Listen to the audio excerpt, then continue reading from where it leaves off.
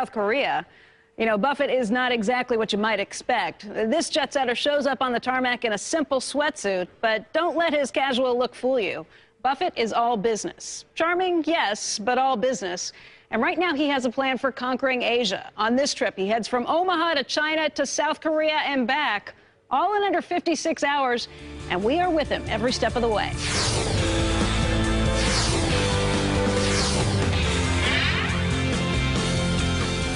At 77 years old, Warren Buffett is working as hard as ever, circling the globe to see firsthand the progress his companies have made and to rally his troops.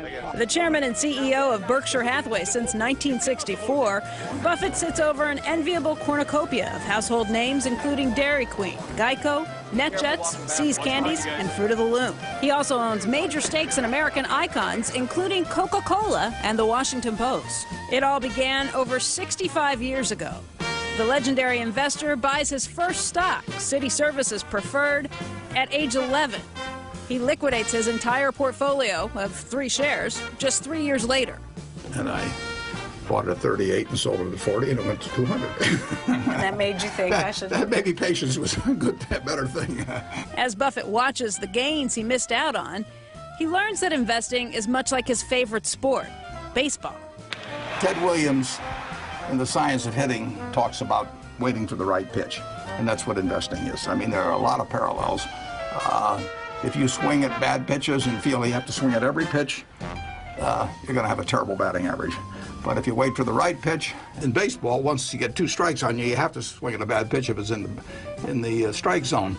In investing, you just wait till you get the right pitch. A skill that this investor, who claims he was destined for a career in asset allocation, has certainly mastered. I tap dance to the office every morning, and the reason I'm tap dancing is because something may happen like that. I may get a phone call, there may be a letter there, and when it does, it's a lot of fun. In 1956, at just 25 years old, Buffett starts a limited partnership. The seed money, $100 of his own cash, and investments from family and friends totaling just over $100,000. In less than a decade, Buffett grows that sum to a whopping $26 million, investing in farm equipment manufacturers and textile companies, including one called Berkshire Hathaway. By 1969, Buffett amasses a controlling stake in Berkshire. In the 4 decades since, he has built it into one of the largest holding companies in the world. The world's 3rd richest man, with a net worth of over $52 billion, is a person of simple pleasures. He has no entourage, no cell phone or BlackBerry. In fact, he rarely emails anyone, and he lives in the same home he bought almost 50 years ago in Omaha, Nebraska. Hi. Hi. Buffett makes his deals much the same way he manages his life. He buys what he understands. We're looking for companies with durable competitive advantage, run by able and honest people, and we're looking for businesses that we can acquire at a price that makes sense for Berkshire Hathaway. That's why Berkshire Hathaway has always owned only American companies, those Buffett could get both his hands and his head around. Ain't she kinda sweet? That is, until May of 2006. That's when Buffett surprises shareholders at his annual meeting with news that he is shifting gears, plunking down $4 billion to buy a controlling stake in Iskar, a metalworking company based in Israel. It's a total change in direction for Buffett, and one that starts with a simple letter. I got a letter in October of 2005 from a man I didn't know about a company I had never heard of, and it was a 1.25 pages long, and it just jumped off the page that these were the kind of people I'd want to be associated with in the kind of company. So he said he would come over if I was interested, 1.25 pages. I emailed him, and he and 2 of the associates were over a little while later, and we just hit it off like that, and I gave him a check for $4 billion without ever seeing the plant. For 80%? 80%, right. How do you write a 1.25 page letter that jumps off the page and grabs your attention? That doesn't happen very often, but I could tell the kind of person that was on the other end, and I could tell from a few figures and a little description of the business that it was exactly our kind of business. And it's a gem. I mean, I've never bought a manufacturing operation that looks as good as this one. But his first look at Iskar's operation doesn't come until after he closes on the deal. Berkshire actually bought Iskar, which was founded by Stefan Wertheimer, sight unseen. But since then, the billionaire next door has gained plenty of frequent flyer miles touring his new operations. Buffett visits ISCAR's headquarters in Tefan, Israel, which is home to about a third of ISCAR's more than 6,000 employees, shortly after buying the cutting tool business. He and longtime friend, Berkshire's vice chairman Charlie Munger, toured the plant in September of 2006. CNBC's Carl Quintanilla is there. I knew where it was when we bought it. What you have here is a remarkable group of people doing remarkable things in their field, achieving terrific results all over the world, but based right here, at 8 miles from the Lebanese border. Does that mean the risk premium in Israel is no greater than it is in the U.S.? I would say that there's, in terms of any very short period of time, you could have an event break out. But over the long term, the United States and Israel have exactly the same risk. I mean, we live in a dangerous world. It's our job to make it less dangerous. The trip leaves a lasting impression on Buffett. We'll never find another one like ISCAR, but we can just find something that's 80% of ISCAR. We'll be very happy. Now, on this trip, he'll get a chance to see ISCAR's Asian operations up close. And Asia is key to the company's growth. We're opening a plant in Dalian for ISCAR, and it's an important business operation for us. So, why? Well, ISCAR is in 61 countries around the world, based in Israel. But China will probably be the largest market eventually for ISCAR. We make all kinds of little carbide cutting tools, and they find their way throughout industry. So as Chinese industries boom, steel industry, the car industry, whatever, they use these little tools. And the interesting thing about it is carbide comes from tungsten. Tungsten, by and large, is mined in China. But here was a company in Israel, halfway across the world, and they figured out the best way to use this tungsten in carbide tools. And although they've been selling in China before, this was the first time they've had a plant back there. So the technology, the raw material originally went from China to Israel, and now the technology is going from Israel to China. In China, you expect will be the biggest market for ISCAR by what year? By 10 years from now? I would be surprised if within less than 10 years, China could be the largest market. And already, ISCAR's newest factory is setting records. Fresh off a tour of the facility, Buffett says things here in China seem to happen on double time. The factory went up in 6 months. It's 250,000 square feet or so, and in 6 months it was done. And now they're good, but they couldn't have done it anyplace else in the world, I don't think, like they did it here in China. Why can you do it in China? You'd have to ask the people at ISCAR, but there were no roadblocks of any kind whatsoever. And people worked hard. They got it done fast. And the customers want the product, and we're going to be supplying it to them. What kind of potential does this place have? Well, this place has, just that plant right now in its present size will have several $100 million of potential. But we've got room to expand. Our customers will be expanding.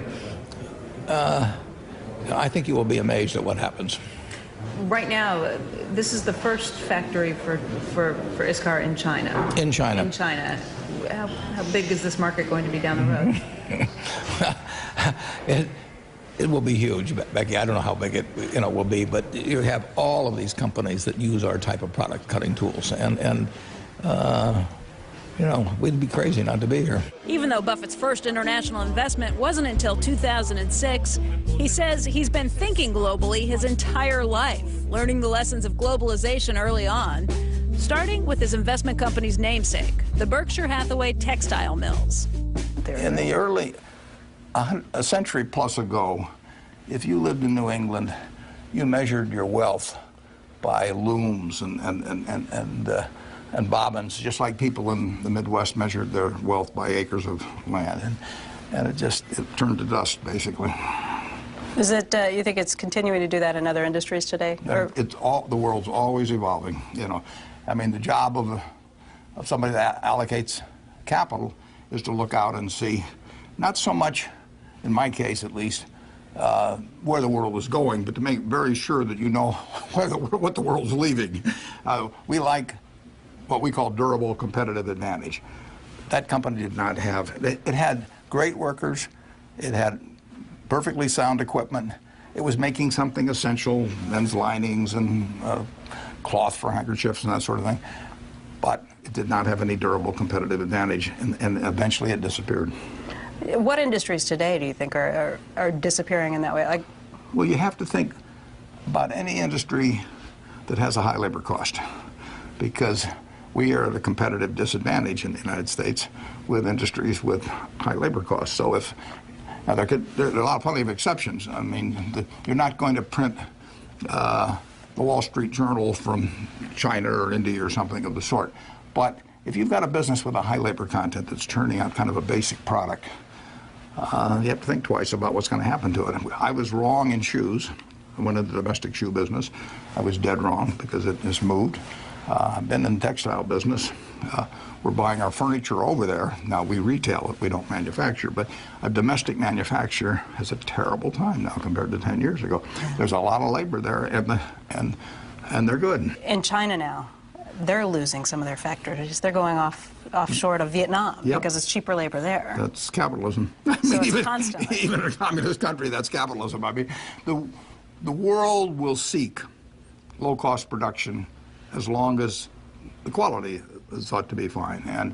And we want to be very careful if we're looking at a business, if it's got a 40% labor content, why is it here and what will keep it here? Because it won't be because we know something that they don't know. I mean, the internet and all kinds of things. The world has gone flat in that respect. So if you're looking for durable competitive advantage, I mean, you're always looking for the chinks in the armor. There's something that can cause a business that's good today not be good 10 or 20 years ago from now.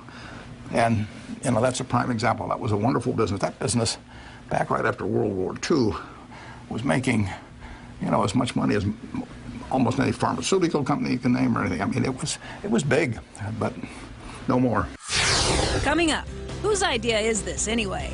The man who convinced Warren Buffett to leave Omaha on a whirlwind tour of the Far East, and why the world's greatest investor is certain his secrets to success won't get lost in translation. And later, bats right, throws right, makes a fortune. This fan of Warren Buffett wears a different kind of pinstripes from your average investor, and we've got him. It's an event worthy of fireworks and elaborate celebrations. Yes, there's a new factory opening here in Dalian, China, less than 300 miles east of Beijing. But the real cause for celebration, a guest of honor. The Oracle of Omaha, the world's third richest man who rarely leaves the United States, has come to town. He's making only his second trip to China ever. It's his first in more than a decade. And it's all because of this man, Eitan Wertheimer, the chairman of Iskar. That's the Israeli metalworking company that built this factory. He managed to convince Buffett to buy his company. About 2 years ago, Eitan sent me a letter. It was on October 15th, 2005. And he talked about the situation with his business and was looking for a partner. And I was 10,000 miles away, and the letter was just a bit more than 1 page. But I could tell that this was something that was very, very interesting. It was a marvelous company, and it was run by marvelous people. The father and son team of Stefan and Eitan Wertheimer wanted to prepare their company for life long after their own leadership ended. They debated taking the company public, leverage buyouts, mergers, but no solution seemed right for their employees and their customers until they found Warren Buffett. And we were not in a hurry.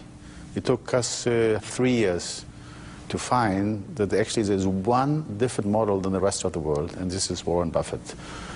Warren Buffett and Berkshire Hathaway are very well known in the States. They're less known around Europe, around other parts of the world. And for us, once we understood that that's the right solution, or it looks like the right solution, I wrote him a letter. I wrote him a letter saying, what's the story and what we're looking for, and if he'd be interested to have coffee together.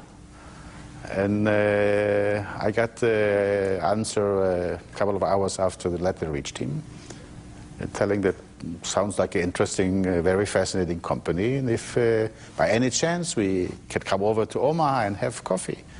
And I said, of course. We happen to be, by the way, we love to come. So you were just in town, you were just in the neighborhood and you stopped by? We took our luggage and went to the airport. We were so happy to go and talk to Warren. We didn't know what to expect. We were expecting a chain of secretaries in big buildings, but when we found a very modest man, very lovely, and it clicked from the first minute. Omaha's a long way from Wertheimer's home in Israel, but if you want to borrow Buffett's ear, the surest and sometimes only way to do that is through Nebraska. In fact, Piccolo's right here in South Omaha is Buffett's favorite place to bring out-of-towners for dinner. I love the food. The two sisters are just terrific that run it. But it just couldn't be a better place. So I'd take, you know, if A-Rod's in town or Jeff Immelt's coming into town tomorrow, we'll have dinner there, whomever. And they always like it. We always finish with a root beer float. Like many of Buffett's favorite things, Piccolo's is family-owned and operated. Prime rib is their specialty. It's available every night for $14.50. But co-owner Donna Sheehan says it's not always what the Oracle eats. When he comes in, what's he generally order? Because everybody hears about how he likes French fries, he likes hamburgers. He will have either veal parm or chicken parm. Once in a while, he will have prime rib. And he has muscatole and hash browns. He loves hash browns here.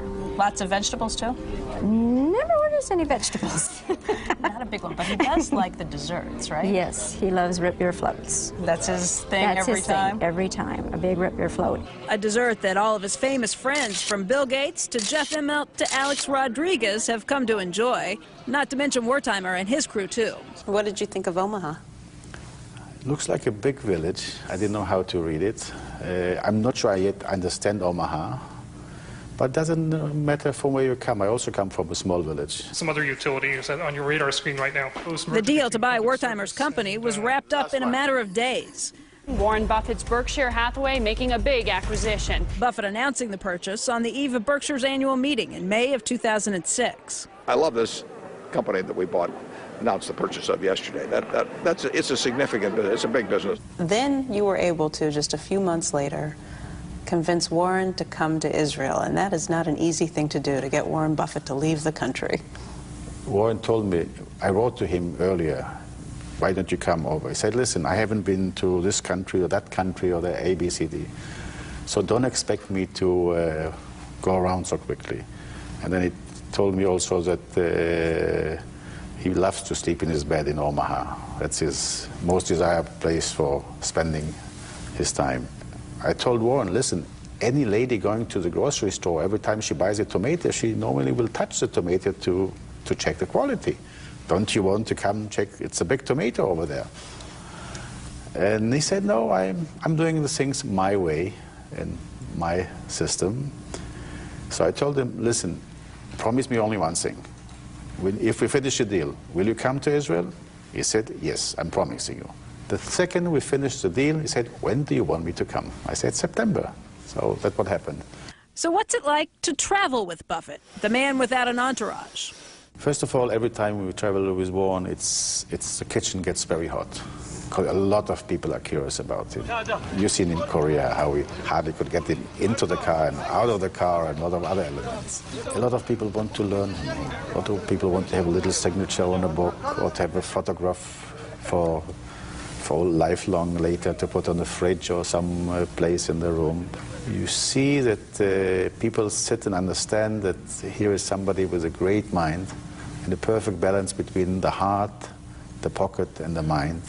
That hardly you see it anywhere else, if at all. And it's maybe the most rarest thing, and it's a blessing from God that they have a chance to listen and to see him alive. And I feel the same every time I meet him. That admiration is mutual. They've done so much for me that I'm going to say yes to anything they ask me. The Iscar people have been absolutely sensational. They've fulfilled every expectation I had when we bought the company, and then some, in both human ways and in financial ways. So anything I can do to help, and I can't do much. I don't know how to bend metal or do anything of the sort, but anything I can do for them, I'm glad to do. They're wonderful people. Now, you mentioned this was a 2-day world tour. Why are your trips so short? Well, there's not much I can do after. I can cut a ribbon. You know, I'm pretty good at that now. I've had a lot of practice, and I can smile, and but in terms of telling them how to lay out a factory, or telling them in terms of how to make sales calls, or develop new ideas from R&D, I'm pretty useless. So I do what I can do and what's needed, and then I get back home. You said you had real high expectations, especially about the South Korean plant before we got there. Meet your expectations, exceed? What'd you think? Well, what I saw in South Korea, and the new plant is just developing in China, and what I'd earlier seen in Israel, I have never seen, in 77 years of life, I have never seen a better factory operation than the Iscart people have put together in each of those places. They know as much about manufacturing as anybody I've ever seen. Up next, Billionaire on board. We'll take you along for the ride with unprecedented access. And you never know who else might be on the plane. Also, is China really ready for a little green lizard and a family of cavemen? Why Warren Buffett hopes these familiar faces will mean billions in new business. And the surprising VIP who's got more than 275 million reasons for wanting to hang out with the Oracle of Omaha. As his plane sets off for Asia, Warren Buffett recalls his last visit to China 12 years ago. The first time we had a terrific time. We went all over China. We spent 17 days there. There were 7 couples, and we went by plane, by train, by camel, by you name it, all over China. And it was well planned. I didn't have anything to do with it. And we went out all the way west. We came back on Mao's train, actually, and it was just great people and a great time. This trip, though, is strictly business. On the ground in Asia for less than 20 hours, Buffett brings no assistant and no security along. Okay, Becky, go to it. But that doesn't mean his plane is empty. So you bring an entourage when you come along because you've got a lot of different companies that are doing business. Yeah, they can do a lot of business there. We'll make the trip pay. Buffett's traveling because of Iscart, the only company Berkshire owns outside of the United States. But it's just one of over 70 companies in his portfolio. Buffett hopes that more of his managers will turn to Asia's high-growth markets in the coming years. Great. It's a bargain. Irv Blumkin, CEO of the Nebraska Furniture Mart, joins the boss on this trip to China. Irv and I have been partners now for 24 years. In 1983, I bought the company on my birthday in 1983, and you can't imagine a better association. We take vacations together virtually every year, and we have the time of our lives. The Nebraska Furniture Mart, 1983. In a deal sealed over a handshake with Irv's grandmother, Rose Blumkin, Buffett pays $60 million for the Omaha-based furnishing superstore. Today, that's equivalent to how much merchandise the mart sells in a good month. And you've been going to China for how long? About 10 years. About 10 years for the business. That's right. And how much of your stuff comes from China right now? Probably 75–80% comes from China today. Where did it used to be? 10 years ago, where was most of the furniture coming from? United States. North Carolina, mostly North Carolina. And what's happened to the cost of furniture over the course of that time as you move from sourcing overseas? It's gone down dramatically, and tremendous deflation in the category. Yeah. And what great values to the customer, though. Yeah. What kind of things are we looking for this trip out? This trip mostly case goods and some upholstery, sofas, love seats, along with bedroom sets, dining room sets, occasional tables. After landing in Dalian, Blumkin leaves Buffett and spends 10 days traveling all over China and Vietnam. It's a tour he's quite familiar with, flying halfway around the world once a year to find the best bargains for Furniture Mart customers. Your family's been doing this for a long time. You've been doing this for a long time. Did the move to China for sourcing catch you by surprise? For sure, the drastic change and the fast pace of change didn't catch us by surprise, but it moved a lot faster than we thought it would. And it was a huge disruption in the furniture industry and in the channel distribution. Was it surprising? The fast pace of change was what was so surprising. What were you thinking, maybe 2-3 decades down the road? Yeah, I was thinking maybe 20 years, and it may be parts or it may be small things, but doing business in a country so far away and with lead time and customers wanting immediate gratification, I didn't see it quite as quick as it was really happening. What's it mean for prices, though? I mean, if you take a look at some of the prices that are here. Well, you take a table like this. This table is a $429 table at the Furniture Mart price. Mm-hmm. It's lift top, it's wood, it's got all baskets, and in the United States, this would probably be 50% higher if it was produced in the United States. So it's $429 if this was made in the United States. I'm trying to do a little quick math, but it'd be something closer to $650? Minimum. Minimum. Yes. While prices at the Furniture Mart are benefiting from low-cost manufacturing, Blumpkin says it's a trend that may not last forever.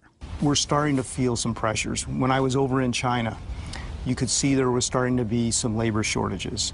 The government wasn't subsidizing like they were before. They basically taken away parts of the rebates they used to give these manufacturers. The energy prices are going up. So you can start to see the pressure that's happening in China. That's why a lot of the Chinese factories are now moving to Vietnam, because they're going to the lower cost labor.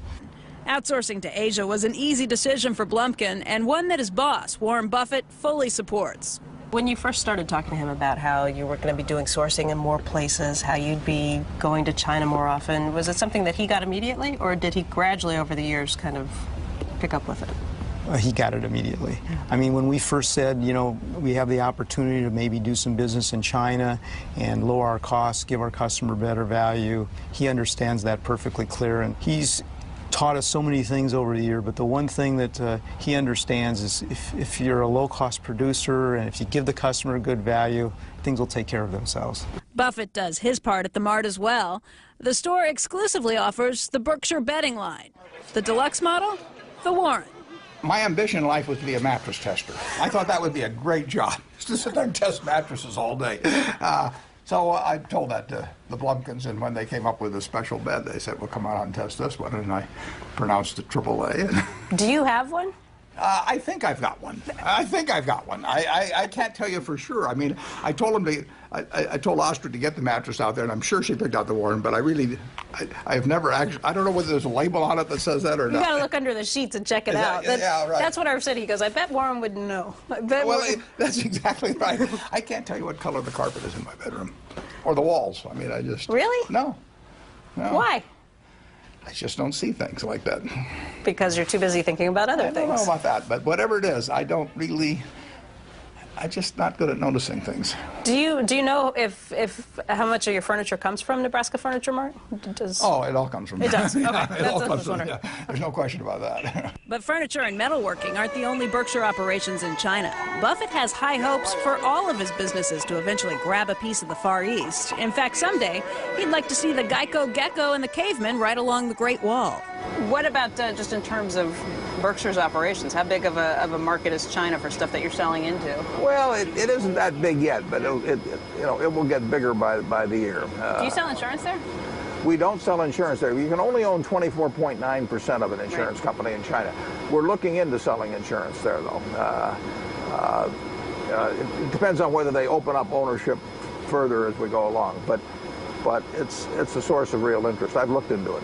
In terms of having a Chinese partner we probably have a Chinese partner. But it would depend on if they would open those rules and you could own more than 24.9%? Yeah, I think it's likely to happen, but I don't know whether it's a year away or 10 years away. It would be auto insurance with us. It would be Geico? Yeah, we could save them money. Yeah. Hey, they should be having petitions to let us in. Still ahead, lessons of a lifetime, why they teach Warren Buffett in business school, and what you can learn by watching. Also, why Buffett is an MVP to one of baseball's biggest stars. I've been waiting a while. Here come Omaha, hot now. I got hot head, hot eyes. He may live a simple life in Omaha, but when Warren Buffett hits the road, life gets a little more complex. Crowds follow the Oracle everywhere he goes, from Washington, D.C. to Tefan, Israel. And from the time he steps off the plane in Dalian, China, to the time he boards in Daegu, South Korea, the cameras are rolling. Reporters from across Asia recording his every move on the ground. And everywhere, everyone wants to hear what Warren Buffett has to say, especially when it comes to the markets. Markets tend to overshoot in both directions, and initially people get excited in markets, and they advance because things are getting better and earnings are developing. My reaction is always to get more cautious because it's easy to get carried away in the stock market when things have been going very well. So you should buy stocks because you think that they The businesses are worth more than you're paying. I don't try to predict stock markets. I try to find securities, stocks that are selling for less than I feel that they're worth and buy them. As usual, just about every word he says in the interviews seems to hit the wires. Buffett says he's still negative on prospects for the U.S. dollar. And as always, Buffett doles out plenty of his characteristic advice on value investing. I am always looking for things I can understand. And if you understand the businesses and you buy at attractive prices, there really isn't much risk. Advice sought not only by Wall Street, Main Street, and investors around the world, but also by some high-flying superstars you might not expect. Well, I've always looked up to Warren. He's just a fascinating personality. In my mind, the smartest man in the world. And, you know, in the baseball world, he's like the Babe Ruth of baseball. And he's just done it all. And to me, what's been most impressive about Warren is how humble and how he's been able to just keep his, you know, his Omaha way about him. Yankee third baseman Alex Rodriguez. His interest in business and investing led him to seek out the Oracle's advice 3 years ago. I've read a lot of his books, and I just said, well, it would be just fun to call him up and, you know, see if he'll have a meeting with us. And I went up to Omaha and had a great, you know, 3 or 4 hour meeting, and then we had a nice dinner in Omaha. And, you know, ever since we've been friends, we keep in touch, and I follow everything he does, and it seems like he does the same with me. He has your jersey up on his wall. That's one of the frame posters on his wall. What does that mean to you? It's not very often where you look up to someone like Warren, and then you can actually become friends with him, and in some cases has been an advisor to my life and some of the business that I do off the field. And it's just, you know, it's really like a dream come true, because what comes out of, for me, out of Warren Buffett is not only is he a role model, but his humility is the #1 thing that I've enjoyed, and try to do a little copycat and what he's been able to do. Rodriguez takes Buffett's advice to heart, not only on the field, but also in his other ventures, including a housing development company that he operates from Miami. We both have tremendous passion for what we do. I mean, I skip to the ballpark every day, and I've heard him say he skips to work every day. And we both love baseball, that's for sure, and we both love business. And he's much better at business than I'm at business, and I'm much better at baseball than he's at baseball. So there's some differences, too. And he isn't the only athlete who's turned to Buffett. The Oracle is also friends with basketball star LeBron James, another hot name in sports, making $28 million a year. James sought out Buffett for investment advice that Rodriguez says is twofold. #1, he always likes these business and baseball analogies. He loved Ted Williams as a hitter. And he said one of the things that Ted did best was be a very patient hitter. And he says it's the same thing you have to do in business. Be very patient, don't swing at a lot of pitches, but when you get your pitch, try to smack it out of the park. And that's kind of his philosophy in business.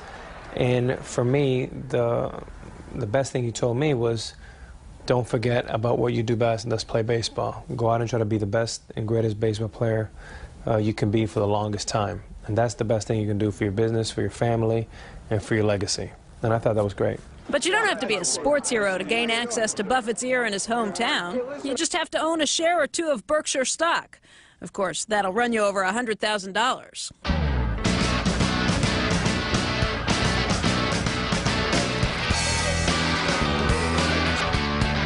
Loyal Buffett followers descend on Omaha every year. If you knew Warren like I know Warren, oh, oh, oh, what a guy. Dubbed Woodstock for capitalists, Buffett's annual meeting is part carnival. There's something symbolic about me being out of bald. Part concert. Testing 1 million, 2 million, 3 million. Yeah, right, okay. And all education. I think I learned more here than I do in school for a whole semester, maybe a whole year. The advice that I picked up is go out and read as many books on investing as you can. Did someone say books? Take your pick. No fewer than 40 have been written about Buffett and his investing style. A number of the best are used in a one-of-a-kind course devoted to investing the Buffett way at the University of Missouri-Columbia's Trulaske Business School. In this class, we've talked about how much cash Buffett currently has on Berkshire Hathaway's balance sheet. Harvey Eisen, chairman of Bedford Oak Partners, is a Berkshire shareholder and a Mizzou alum. He brought the idea to the university's dean, Bruce Walker. Harvey Eisen said, so given how successful Mr. Buffett is, why don't you teach your students more about what he does? We had discussions. I brought it up with the faculty. Mr. Eisen agreed to underwrite the course, and it's been very successful ever since we first offered it. So successful that the course, now in its 9th year, is filled to capacity every semester and currently has a waiting list. Andy Kern was a student in the course and now teaches it. This is an alternative perspective on business. It's that appreciation for all things that make up a company, not just the financials. Warren Buffett has been the best at allowing you to understand everything that makes up a good business. While the principles in the course remain the same year after year, he looks for a company that is undervalued, has a competitive advantage for the future, and has management that is going to make rational decisions and do what's best for the company. the content changes as students grasp the global nature of Buffett's latest moves. Right now, there are still big fish in other countries that I think he's starting to discover. To achieve those desired returns, he has to go outside the U.S. Borders to find some of those undervalued companies. Eisen, who checked with Buffett before pitching the course, still fully funds it out of his own pocket. Each year, he accompanies about 40 students to Omaha, where they get to spend time with the man himself. They can't wait. Kids have told me it is the highlight of their lives. Forget college careers. They are so turned on. They are so excited just to be able to do that. The Mizzou program is just one of many student groups that travel to Omaha each year for a tour of Berkshire operations and a no-holds-barred question-and-answer session with the Oracle. We usually start out going to Nebraska Furniture Mart, and then we go from there to his office. He answers questions for about an hour and a half. And we go to Garatz, we sit down, and we all have open-faced roast beef sandwiches and mashed potatoes, cherry Coke. A menu selected and approved by Buffett himself. When we come back, the ultimate in business class. You think flying commercial is tough? Even Warren Buffett has to deal with the frustrations of getting from here to there. We'll give you an unprecedented and surprising look at what it takes to get the world's third richest man halfway around the world and back. Plus, wait till you see what's in his wallet. Warren Buffett, the billionaire investor, enjoys a quiet moment on his private jet as he heads towards Asia. He's savoring it, and he'd better, because it's the last quiet moment he'll have over the next 30 hours or so.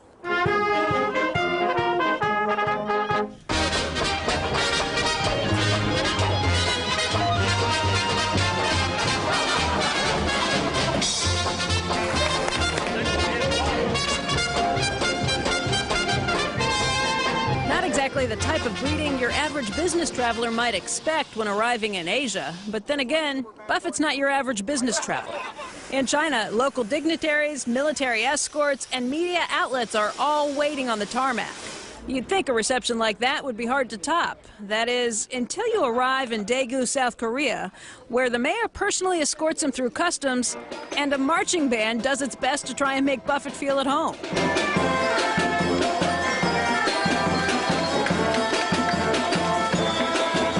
All of this while throngs of reporters do their best to make him feel wanted. Welcome. Thank you. Thank you. He's lucky to escape in one piece. While he doesn't speak Chinese or Korean, Buffett is more than able to get by. Translators help, but so does Buffett's ease with people and a heavy dose of horsing around. When I arrived at the airport, your wonderful mayor started showing me the city, and he told me that it was known as the city of beautiful women, and I must say, he's a very good reporter. On a trip like this, Buffett lets his guard down. Maybe it's the casual wardrobe, maybe it's the lack of sleep. He doesn't get any for the first 28 hours or so. But if you ever wondered what the billionaire next door keeps in his wallet, well, now's the time to ask. I won't show you everything. I guess I've got about maybe $600 in here. Here's a $50 bill from a bank we owned in Rockford, Illinois, and if you look at it, down at the bottom, it's signed by the fellow who ran the bank for me. They issued their own currency, so I carry that around for good luck. And here we have my McDonald's card, which lets me eat free at any McDonald's in Omaha for the rest of my life. So that's why the Buffett family has Christmas dinner at McDonald's. That explains a lot of things. Does anybody else have one of those cards? There's just a few of them. Bill Gates has one. his is good throughout the world, I guess. Mine is only good in Omaha, but I never leave Omaha, so mine's just as good as his is. Who doesn't have one? Pardon me? Who doesn't have one? Well, I think President Clinton wanted one very badly, but I don't think he has one. I think he has to go to McDonald's with me. Here's one from Johnny Rockets, which is a place I like very much. I like the milkshakes there, and I like the music there. And this lets me take 3 guests with me, actually. So play up to me, and maybe someday you'll get to go to Johnny Rockets with me. And let's see what else we have. Got a few credit cards. There.